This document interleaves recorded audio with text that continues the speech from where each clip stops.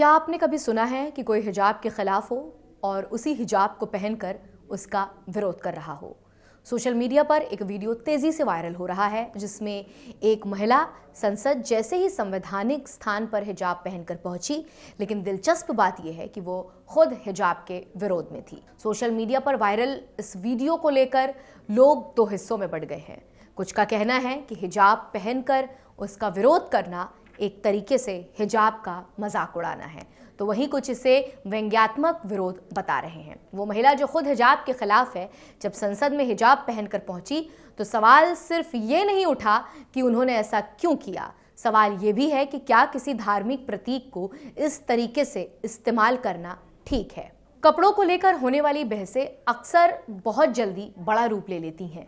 कभी कहा जाता है कि किसी को बुर्का उतारने के लिए और उसकी आज़ादी पर हमला है, तो कभी लगता है कि चेहरा ढकना सुरक्षा के सवाल खड़े करता है।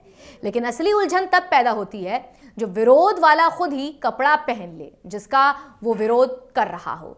ये स्थिति लोगों को और उलझा देती है। कुछ समझ नहीं पाते कि ये विरोध है, संदेश है या सिर्फ ध्यान खींचने का तरीका।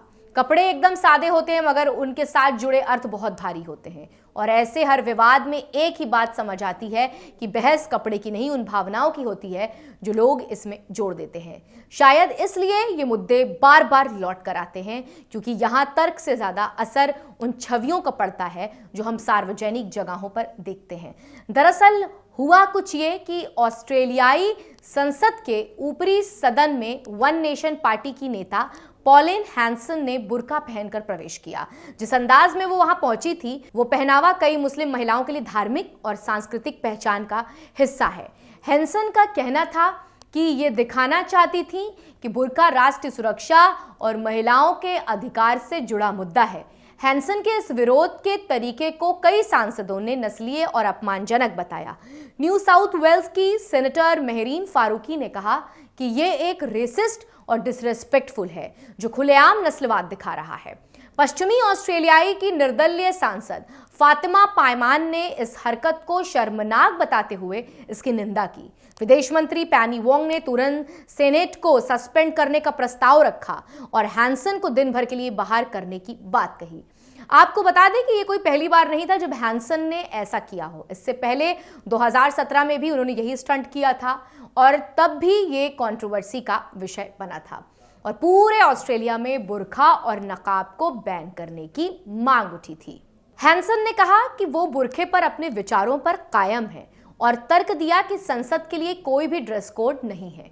उन्होंने कहा, अगर आप बैंक या किसी बाकी जगहों पर हेलमेट पहनकर जाते हैं तो वहां आपको इसे उतारने के लिए कहा जाता है, तो फिर बुर्का अलग क्यों है?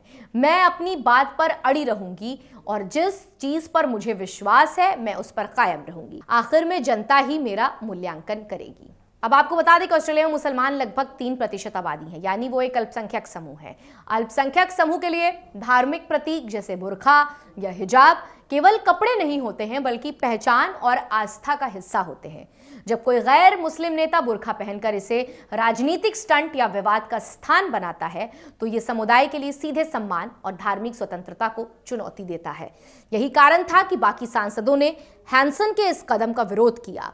जब इसे राजनीतिक स्टंट के रूप में इस्तेमाल किया गया तो मुस्लिम समुदाय के लिए संवेदनशील और अपमानजनक लग सकता था। इसलिए सांसदों ने इसे अनादर और अपमान मानते हुए विरोध जताया और विदेश मंत्री ने सदन को निलंबित करने का कदम उठाया। हिजाब को और बुर्के को लेकर विवाद दुनिया भर में कई बार उभरा है।